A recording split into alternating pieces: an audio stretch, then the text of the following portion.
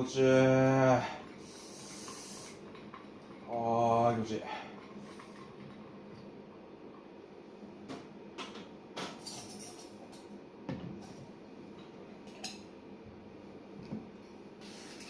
砂いいな。自分には砂。いや、砂は痛いと思う。でも気持ちいいと思うんですよね。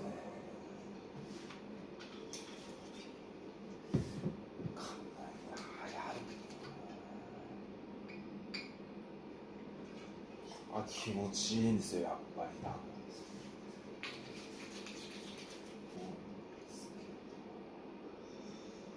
経験がないんですよ。でも気持ちいいような気もする。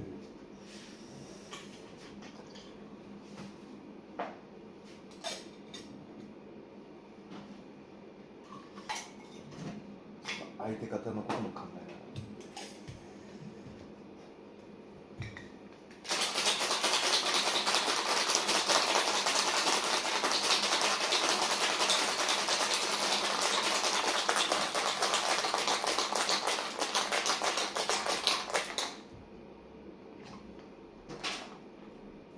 でもやっぱり気持ちいいんですよね。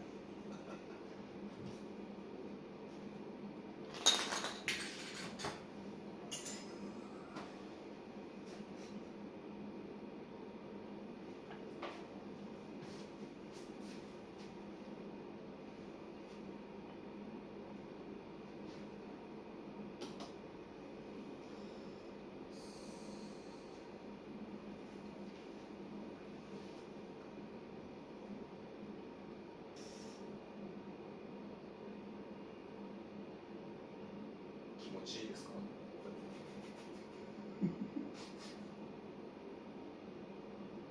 ちょっと待って。飲んでるんです。あで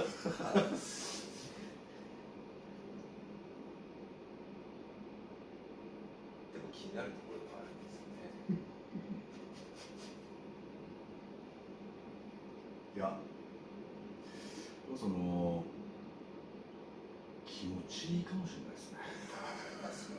気づいたところそうなんだ。